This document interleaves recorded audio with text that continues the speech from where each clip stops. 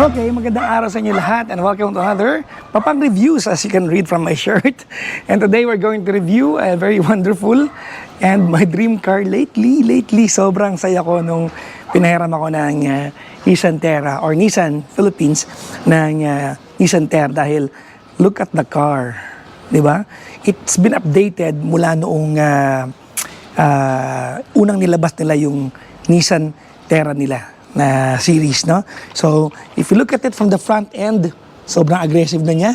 Diba naka-LED na? Yung kanyang mga headlights, LED projector type na. At yung kanyang napaka-slick ng design, sobra, no? Kita nyo naman yung diba? Nagtatali lahat ng design. Yung fog lamps niya, tsaka yung headlight niya, halos pareho lang na itsura. But then again, it's actually placed very much complementing sa bawat isa, no? So yan, guys, no? This is the side profile of the car, if you can see it. There you go. Yan. Side profile of the car. Sorry, medyo madumi dahil I've been using it for 6 days now. This is the back end of the car. But we're not going to talk about outside the look of the car. No? Although napakagandang tignan, kasi kita nyo naman LED na lahat, no? Kahit madumi siya ngayon. Welcome to another Papang Reviews. Pasakay tayo. 2022 4x4 BL. Yan, let's just start the engine. Although it takes a while for the engine to start after pressing the start button, kasi maybe it has to, kasi baka mamaya kailangan pa niyang buhayin lahat ng functions niya. But nonetheless, a couple of split seconds lang naman compared to other car or other cars. But that's not my point today. My point today is I'm going to take you to work from my home. Nandito ako sa bahay ngayon at ipaparanas ko sa inyo kung anong pakiramdam ng pagdadrive ng Nissan Terra. Let's do it! This is the Nissan Terra 2022 4x4 with the option of 4x2. And boy oh boy, ang ganda ng auto na to, guys. This is actually a diesel engine. Pero nung una may doubts ako na diesel siya kasi kung manakbo siya para siyang gasolina. As in, it runs like it's actually running on premium fuel at hindi diesel. So, unahin natin yung feel ng kotse. Manubela, normal feel, although it's not the perfect circle kasi may tabas sa ilalim. Nauuso na ngayon yan, it's sa ilalim. But overall, hindi naman siya alien sa akin. The look of the road from the cockpit area, sobrang kita lahat. I sit high up sa kotse, mataas ang upuan, not to a point na para bang mauuntog ka na because I have plenty of headroom dito sa ibabaw.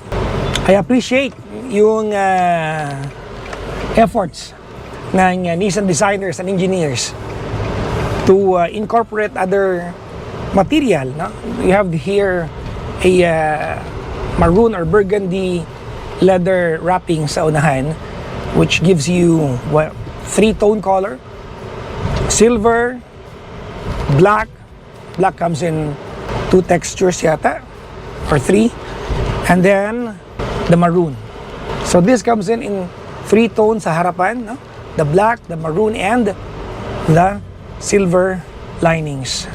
I think isa ito sa pinakaunang kotse nakita ko, if you can watch my other reviews sa mga kotse, na finally ay naglaan ng malaking rear view mirror.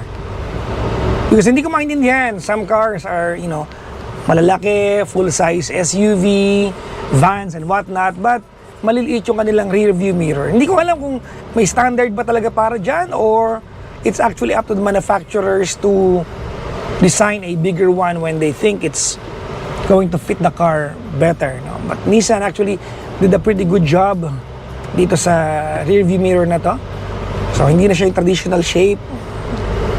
Medyo parisukat na siya. Almost parisukat. Pero ang ganda kasi masyadong malaki. And it's not to a point na it's obstructing yung view ng kalsada. Sakto lang, no? Tamang timpla, ika nga. Now, let's talk about the infotainment system. I like the fact that the infotainment system ay sharp na yung mga icons niya.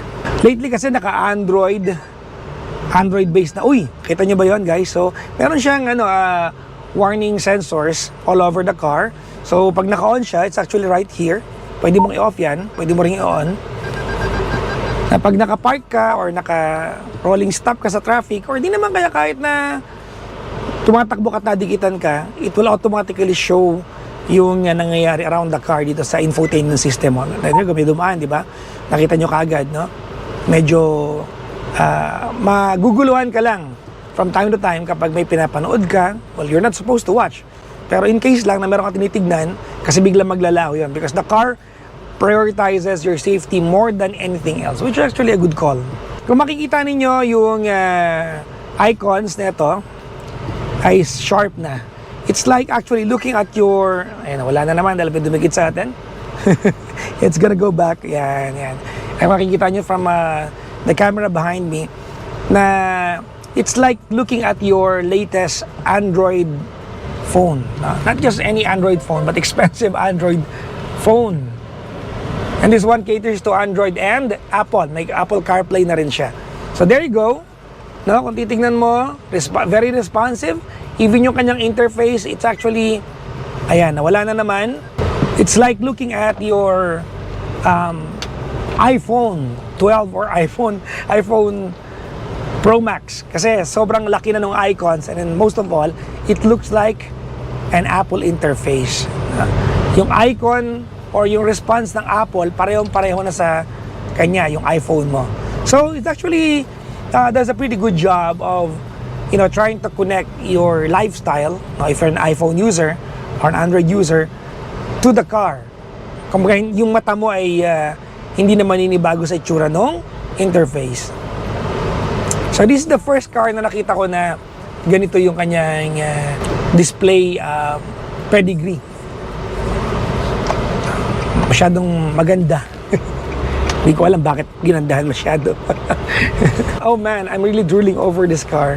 So, dito naman tayo sa center panel display.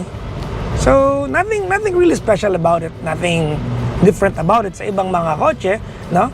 Your RPM is displayed on your left. Your speed is displayed on your right. Sa ilalim ng speed, andun yung fuel gauge mo. Sa ilalim ng RPM mo, nandun yung temperature display mo. And the other safety features of the car displayed in the center. The car information ay displayed in the center. Let's talk about the feel of the drive. Nabanggit ko na kanina, di ba? Yung makina, really responsive. It really feels like you're driving a gasoline-fueled engine. Yung shifting niya, parang ikaw mismo na nagmamanual. No? I don't know if you're familiar with manual gears, pero ganun yung pakiramdam. Instinctive yung kanyang shifting. Eto, total meron tayong lubak dito. Yan, ganyan ang play ng kanyang suspension. Nothing to complain about. Ang ganda ng suspension ng kotseng ito. Overall, the car feels like a very solid car. As in, really solid. Walang rattles, walang body roll. I don't even think I can find any complaint sa kotseng ito. So far, this is the best looking car that Nissan has to offer in the market today. This is just a quick drive experience review para sa channel natin, because we didn't have the chance to go out and test the 4x4 kasi 4x4 din to, by the way. It's actually a part-time 4x4 engine. It's right here, the button is right here. So when you're just doing city driving, hindi mo naman kailangan mag 4x4. So there are two options sa kanyang 4x4. The 4x4 normal with 4 tires na kumakamot, but still kaya niya mag 6th gear, and the 4x4 low, pang-ahunan, kumbaga pang-putikan, pang-batuhan, pag-ilugan, kumbaga. Now, right now we're just doing 4x2. It's just the front end or the front two tires doing all the hard work, and it's actually good. Tipid gasolina, ika nga. But the 4x4 option is there when you need it. Now, let's talk about the insulation ng kotse. I rarely talk about insulation, and this car is very, very well insulated. Meaning, the noise from the outside is not too distracting to hear from the inside because the car is properly insulated, no? If you look at the car from outside, sa inside, around the car, in the back, sa gitna ng kotse, sa ibabaw, there is no real futuristic lines, no? Walang yung mga linyang maalon, curvy, and whatnot. No? It's just a boxy type but good-looking lines complementing each other. When you look at it from afar sa parking lot, at dito sa mga SUVs na within its competitors category, it does not feel like it's bigger than most SUVs. But when you're driving the car, it certainly does feel na ang taas niya, ang laki niya. It gives you that feeling. Grabe yung acceleration nito. Para ka nagda-drive talaga ng gasolina. It really doesn't feel like it's diesel fueled. I think dumating na tayo sa panahon na perfect na ng mga car manufacturers yung response ng diesel. Hindi na kagaya nung unang panahon na pag sinabing diesel, medyo tsatsagain mong mag-gain ng momentum bago mo pakinabangan yung speed niya. But this time, pwede mo nang iharurot ito from zero. Now, let's talk about the air conditioner.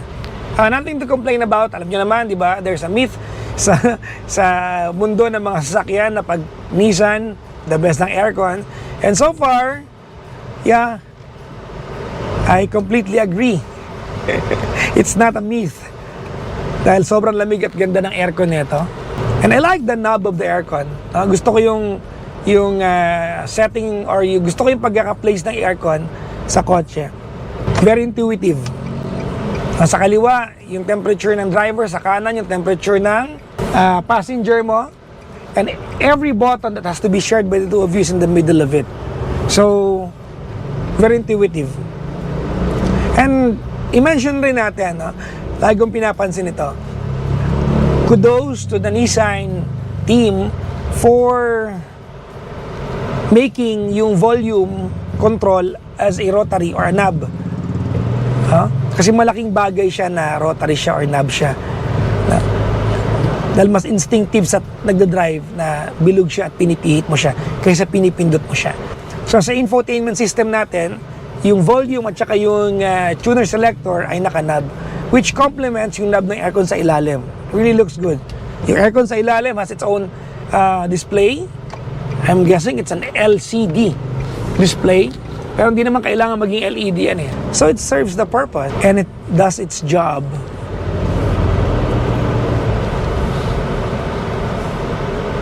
Yung aircon vents natin, very slick na rin, maliliit na. Although yung mga phone holders na binibenta sa market ngayon ay hindi gaano magkakasya dito. So, if you're that kind of a driver na lagi may cellphone holder, parang ako, siguro bibili ka nung suctions na nakalagay na pwedeng ilagay yung phone mo para sa windshield siya ilalagay. Or, you can actually not have it at all. After all, ang pagdadrive naman ay just looking at the road. And if the purpose of you having your phone displayed sa harapan mo is the map, so this one has actually a very efficient looking map. There you go. At mataas yung response niya. At higit sa lahat, maganda kulay, matalim ang mga images, meaning sharp. So it eliminates the use of having your phone right on your face habang nagda-drive ka. Yung feel ng upuan, it's not too big, the chair. The seat size isn't too big, isn't too small. It's just sakto lang yung upuan. Na? Gusto natin yung leather stitching dito sa upuan niya. Na? Itong parang diamond stitching effect niya. I don't know if it's diamond, but it sure does look good. It does not make a lot of difference pag inupuan mo na at nakasandal ka na sa kanya. Although yung mapifeel mo siya na may konti mga bumps, na regular bumps, but pag tinignan mo, angas tignan. And I think that's part of buying an SUV. Yung angas tignan. And man, oh man, maangas tignan tong kotse na to. As in, sobrang angas. As in. Visibility of the outside from inside, I have no complaints at all. Wala akong kahit anong complaint dahil yung A-pillar niya ay it's not obstructing the view in any way. Kita mo lahat, no? Yung mga A-pillars kasi na matataba o di kaya yung pagkaka-orient nung hulma, malaki yung tatakpan niya dun sa view ng driver. But this one, the A-pillar is never in the way. Siguro yung combination ng upuan, kung saan siya nakapwesto at saka kung paano ka maupo bilang driver, or maybe it's just designed pretty well. Ang ganda talaga nung maroon dito na leather. It gives you the class feeling of a car. It gives you the high-end feeling of this car. I just don't know if it's available sa lower end neto or whatnot, but kudos to the Nissan team. Pag-usapan natin yung manubela.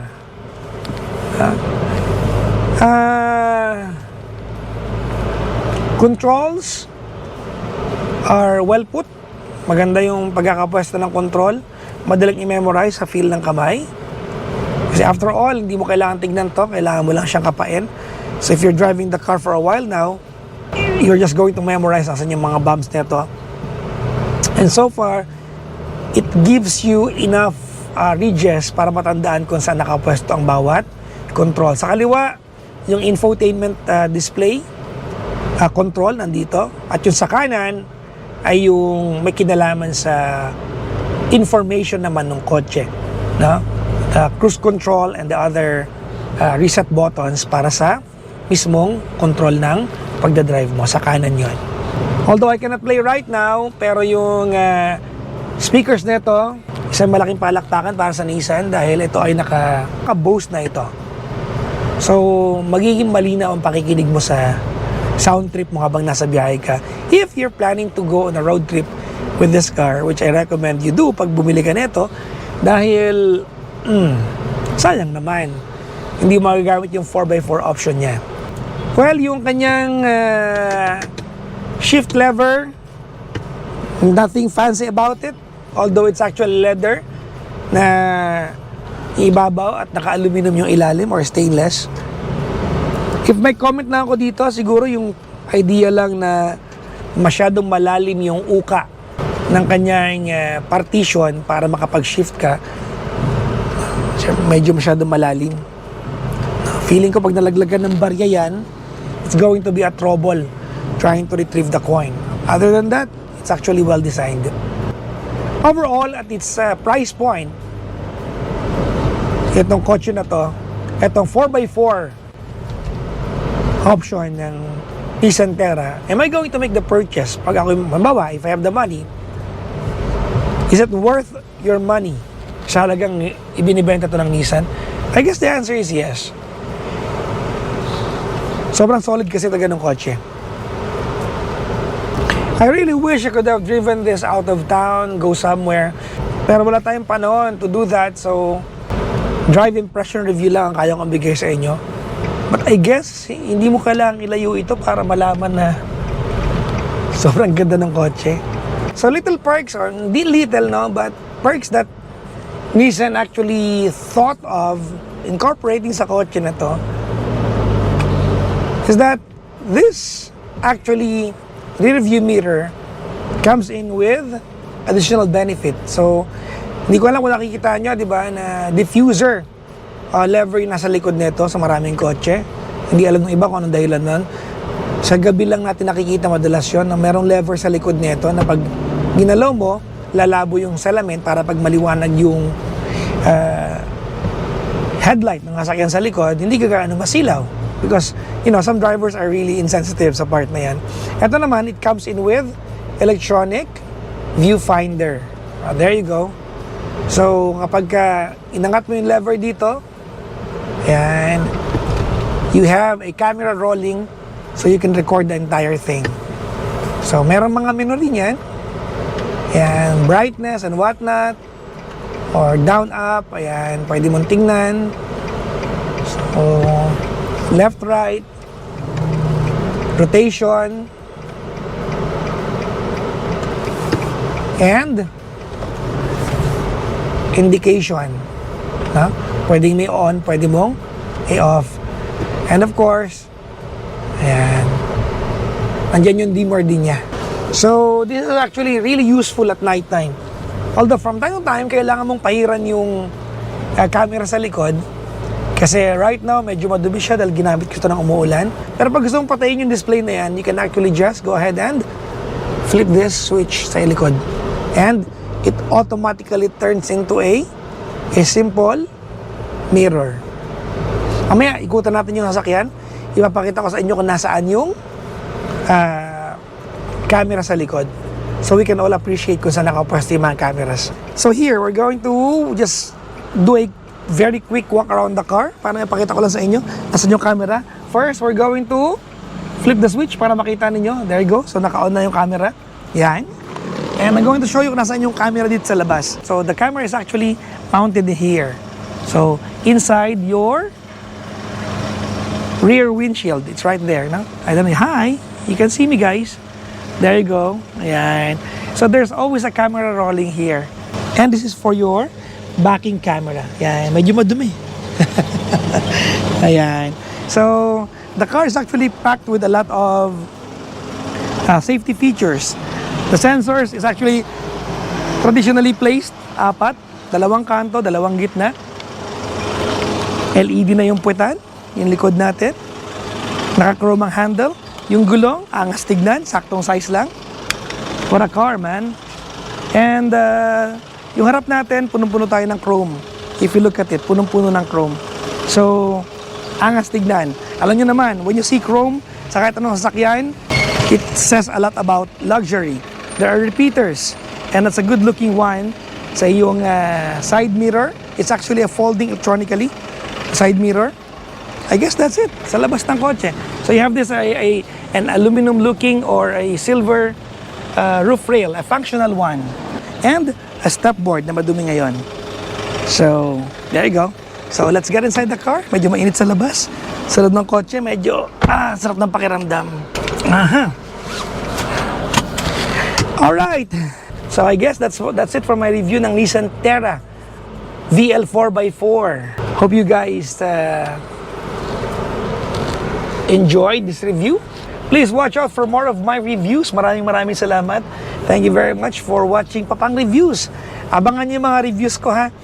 Motorcycles and cars. Hindi ko alam if it's going to branch out to another items, but we're going to do more reviews sa channel natin.